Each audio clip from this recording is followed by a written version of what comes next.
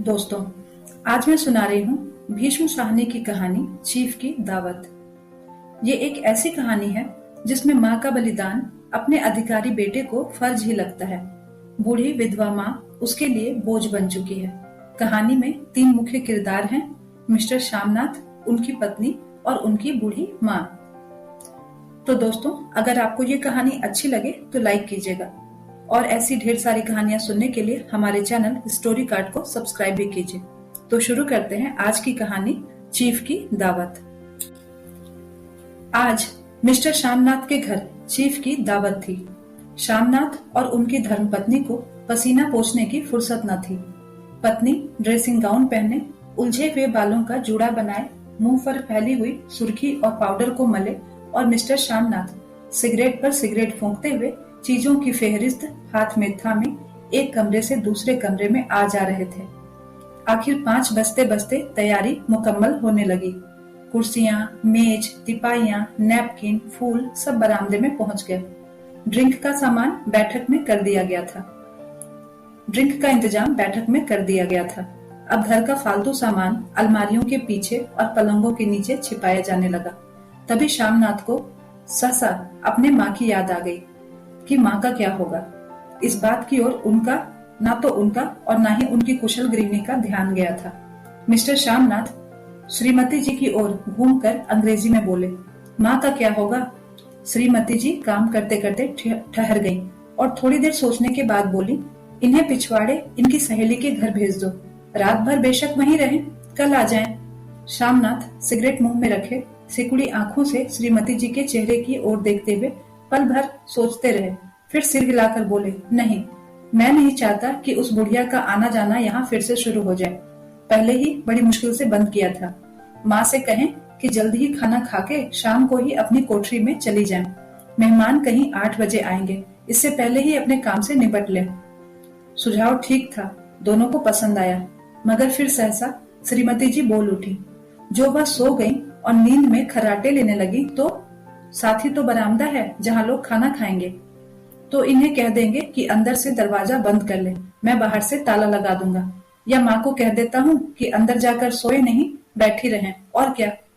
और जो सो गई तो डिनर का क्या मालूम कब तक चले। 11 बजे तक तो तुम ड्रिंक ही करते रहते हो।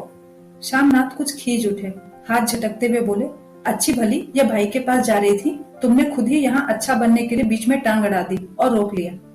वाह, तुम माँ और बेटे की बातों में मैं क्यों बुरी बनूं? तुम जानो और वह जाने। मिस्टर श्यामनाथ चुप रहे। यह मौका बहस का ना था, समस्या का हल ढूंढने का था। उन्होंने घूमकर माँ की कोठरी की ओर देखा। कोठरी का दरवाजा बरामदे में खुलता था। बरामदे की ओर देखते हुए झट से बोले, मैंने सोच लिया है, और उन्हीं कदमों माँ की कोठरी के बाहर जा खड़े हुए।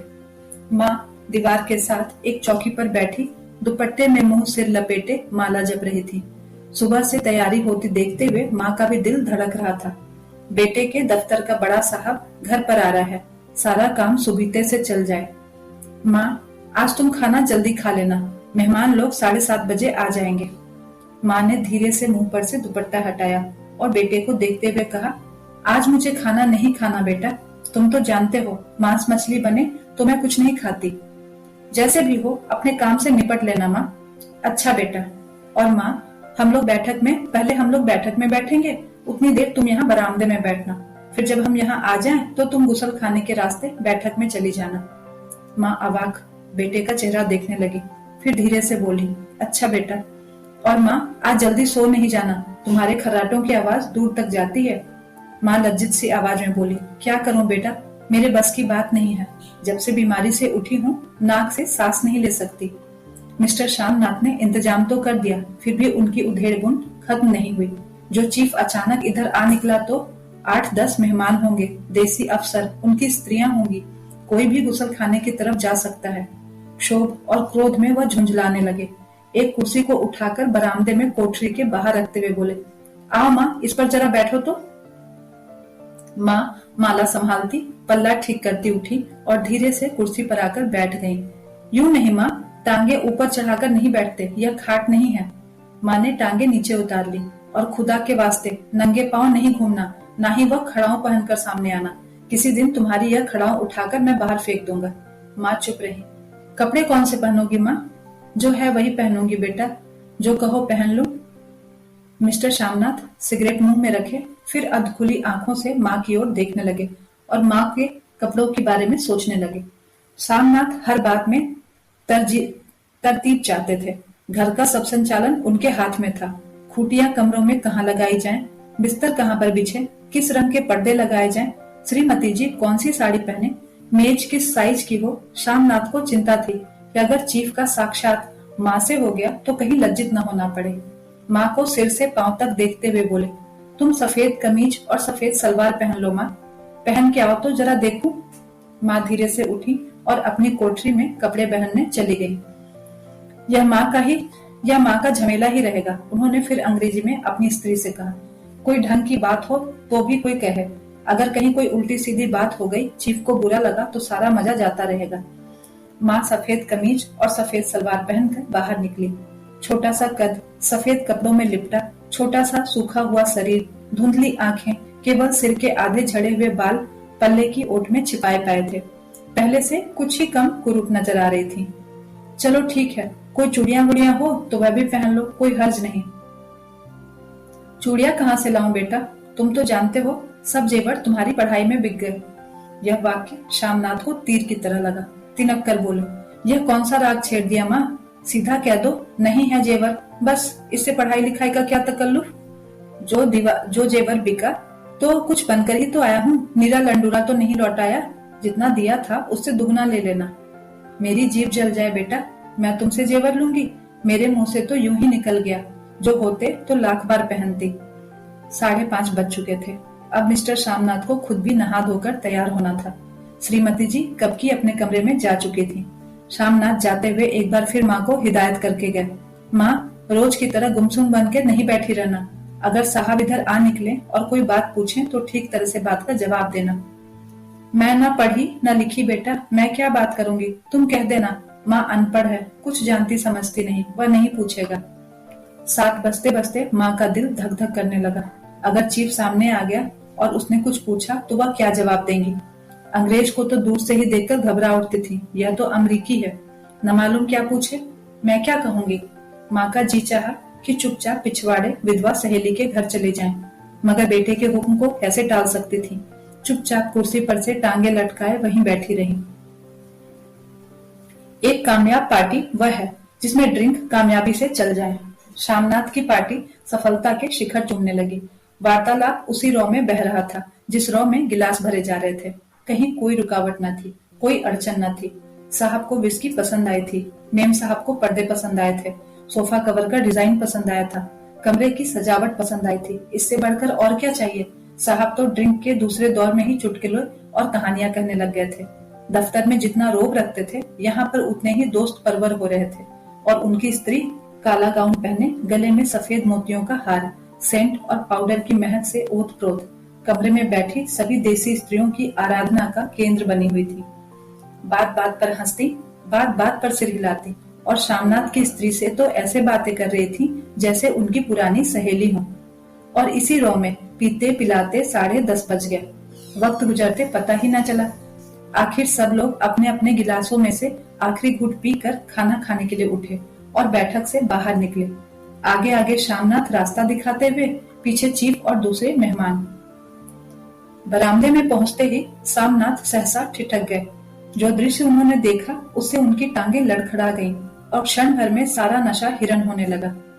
बरामदे में एन कोठरी के बाहर माँ अपनी कुर्सी पर ज्यों की त्यों बैठी थी, मगर दोनों पांव कुर्सी की सीट पर रखे हुए और सिर दाएं से बाएं और बाएं से दाएं झूल रहा था और मुंह से लगातार गहरे खराटों की आवाजें आ रही थी। जब सिर कुछ देर के लिए टेढ़ा होकर एक तरफ को थम जाता तो खराटे और भी गहरे हो उठते और फिर जब झटके से नींद टूटती तो सिर पर दाएं से बाएं झूलने लगता। पल्ला सिर पर से खिसक आया था और माँ के झरे हुए बाल आधे गंजे सिर पर अस्त व्यस्त बिखर रहे थे। देखते ही श्यामनाथ क्रुद्ध हो उठे। जी चाहा कि माँ को धक्का देकर उठा दें और उन्हें कोठरी में ढकेल दें, मगर ऐसा करना संभव न था। चीफ और बाकी मेहमान पास ही खड़े थे। माँ को देखते ही देसी अफसरों की कुछ स्त्रियां हंसती कि इतने में चीफ ने धीरे से कहा, पुअर डियर। माँ हड़बड़ा के उठ बैठी। सामने खड़े इतने लोगों को देखकर ऐसी घबराई कि कुछ कहते ना बना।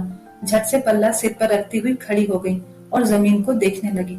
उनके पांव लड़खड़ाने लगे और हाथों की उंगलियां थर थर कांपने लगी। माँ, तुम जाके सो जाओ, तुम इतनी देर तक क्यों जाग रही थी? और खिसियाई हुई नजरों से श्यामनाथ चीफ के मुंह की ओर देखने लगे। चीफ के चेहरे पर मुस्कुराहट थी। वह वहीं खड़े खड़े बोले, नमस्ते। माँ ने झिझकते हुए अपने में सिमटते हुए दोनों हाथ जोड़े, मगर एक हाथ दुपट्टे के अंदर माला को पकड़े हुए था, दूसरा बाहर, ठीक तरह से नमस्ते भी ना कर पाए। श्यामनाथ इस पर भी खिन्न हो उठे। इतने में चीफ ने अपना दायां हाथ हाथ मिलाने के लिए माँ के आगे किया। माँ और भी घबरा उठी। माँ, हाथ मिलाओ। पर हाथ कैसे मिलाती? दाएं हाथ में तो माला थी। घबराहट में माँ ने बायां हाथ ही साहब के दाएं हाथ में रख दिया। श्यामनाथ दिल ही दिल में जल उठे। देसी अफसरों की स्त्रियां खिलखिलाकर हंस पड़ी। यूं नहीं माँ, तुम तो जानती हो दायां हाथ मिलाया जाता है, दायां हाथ मिलाओ। मगर तब तक चीफ माँ का बायां हाथ ही बार बार हिलाकर कह रहे थे, हाउ डू यू डू। कहा, कहो माँ, मैं ठीक हूँ, खैरियत से हूँ। माँ कुछ बड़बड़ाई। माँ कहती हैं, मैं ठीक हूँ, कहो माँ, हाउ डू यू डू। माँ धीरे से सकुचाते हुए बोली, हाउ डू डू। एक बार फिर कह उठा। वातावरण हल्का होने लगा। साहब ने स्थिति संभाल ली थी। लोग हंसने चहकने लगे थे। श्यामनाथ के मन का क्षोभ भी कुछ कुछ कम होने लगा था। साहब अपने हाथ में माँ का हाथ अब भी पकड़े हुए थे और माँ सिकुड़ी जा रही थी। साहब के मुंह से शराब की बू आ रही थी। श्यामनाथ अंग्रेजी में बोले, मेरी माँ गांव की रहने वाली हैं, उम्र भर गांव में रही हैं, इसलिए आपसे लजाती हैं। साहब इस पर खुश नजर आए। बोले, सच? मुझे गांव के लोग बहुत पसंद हैं। तब तो तुम्हारी माँ गांव के गीत और नाच भी जानती होंगी। चीफ खुशी से सिर हिलाते हुए माँ की टकटकी बांधे देखने लगे। माँ, साहब कहते हैं कोई गाना सुनाओ, कोई पुराना गीत, तुम्हें तो कितने ही याद होंगे। माँ धीरे से बोली, मैं क्या गाऊंगी बेटा, मैंने कब गाया है। वाह माँ, मेहमान का कहा भी कोई टालता है। साहब ने इतना रीझ से कहा है, नहीं गाओगी तो साहब बुरा मानेंगे। मैं क्या गाऊं बेटा, मुझे क्या आता है। वाह, कोई बढ़िया टप्पे सुना दो, दो पत्तर अनारा दें। देसी अफसर और उनकी स्त्रियों ने इस सुझाव पर तालियां पीटी। माँ कभी दीन दृष्टि से बेटे के चेहरे को देखती और कभी पास खड़ी बहू के चेहरे को। इतने में बेटे ने गंभीर आदेश भरे लिहाज में कहा, माँ। इसके बाद हाँ या ना का सवाल ही नहीं उठता था। माँ बैठ गई और क्षीण दुर्बल लरजती आवाज में एक पुराना विवाह का गीत गाने लगी। हरियाणी माए, हरियाणी बहने, हरियाते भागी भरिया है। देसी स्त्रियां खिलखिला के हंस उठी। 3 पंक्तियां गा के माँ चुप हो गई। बरामदा तालियों से गूंज उठा। साहब तालियां पीटना बंद ही न करते थे। श्यामनाथ की खींच प्रसन्नता और गर्व में बदल उठी थी। माँ ने पार्टी में नया रंग भर दिया था। तालियां थमने पर साहब बोले, पंजाब के गांव की दस्तकारी क्या है। श्यामनाथ खुशी में झूम रहे थे। बोले, ओह बहुत कुछ साहब, मैं आपको एक सेट उन चीजों का भेंट करूंगा, आप उन्हें देखकर खुश होंगे। मगर साहब ने सिर हिलाकर अंग्रेजी में फिर पूछा, नहीं, मैं दुकानों की चीज नहीं मांगता। पंजाबियों के घरों में क्या बनता है, औरतें खुद क्या बनाती हैं। श्यामनाथ कुछ सोचते हुए बोले, लड़कियां गुड़िया बनाती है और फुलकारियां बनाती हैं। फुलकारी क्या? श्यामनाथ फुलकारी का मतलब समझाने की असफल चेष्टा करने के बाद माँ को बोले, क्यों माँ, कोई पुरानी फुलकारी घर में है। माँ चुपचाप अंदर गईं और अपनी पुरानी फुलकारी उठा लाई। साहब बड़ी रुचि से फुलकारी देखने लगे। पुरानी फुलकारी थी, जगह जगह से उसके धागे टूटे रहे थे और कपड़ा फटने लगा था। साहब की रुचि को देखकर श्यामनाथ बोले, यह फटी हुई है साहब, मैं आपको नई बनवा दूंगा, माँ बना देंगी। क्यों? माँ, साहब को फुलकारी बहुत पसंद है, इन्हें ऐसी ही एक फुलकारी बना दोगी ना। माँ चुप रही, फिर डरते डरते धीरे से बोली, अब मेरी नजर कहाँ है बेटा, बूढ़ी आंखें क्या देखेंगी। मगर माँ का वाक्य बीच में ही तोड़ते हुए श्यामनाथ साहब को बोले, वह जरूर बना देंगी, आप उसे देखकर खुश होंगे। साहब ने सिर हिलाया और धन्यवाद किया और हल्के हल्के झूमते हुए खाने की मेज की ओर बढ़ गए। बाकी मेहमान भी उनके पीछे पीछे हो लिए। जब मेहमान बैठ गए और माँ पर से सबकी नजरें हट गईं, तो माँ धीरे से कुर्सी पर से उठी और सबसे नजरें बचाती हुई अपनी कोठरी में चली गई।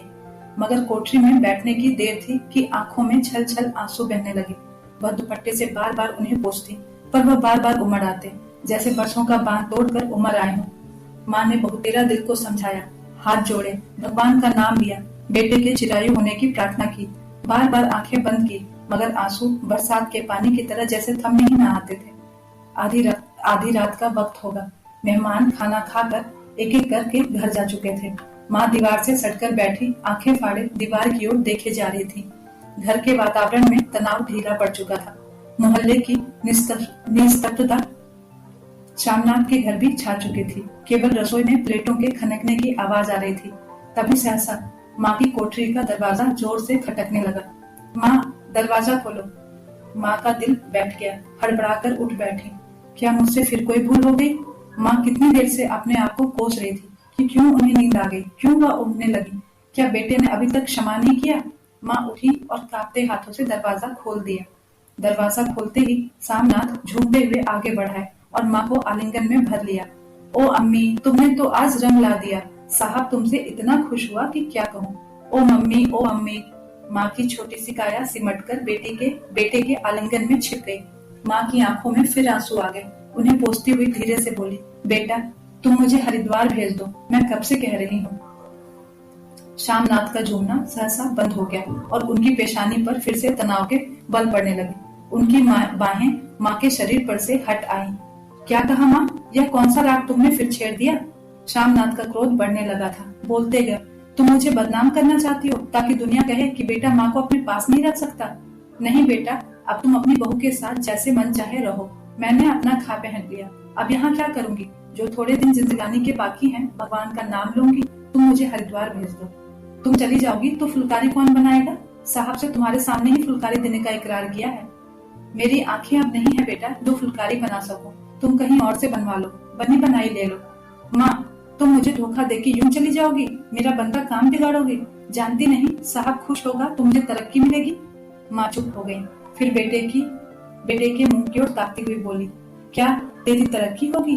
क्या साहब तेरी तरक्की कर देगा? क्या उसने कुछ कहा है? कहा नहीं, मगर देखती नहीं कितना खुश हो गया है। कहता था जब तेरी माँ फुलकारी बनाना शुरू करेंगी तो मैं देखने आऊंगा कि कैसे बनाती हैं। जो साहब खुश हो गया तो मुझे इससे बड़ी नौकरी भी मिल सकती है। मैं बड़ा अफसर बन सकता हूँ। माँ के चेहरे का रंग बदलने लगा।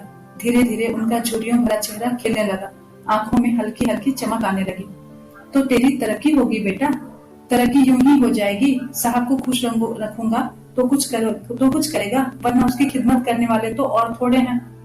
तो मैं बना दूंगी बेटा, जैसे बन पड़ेगा बना दूंगी।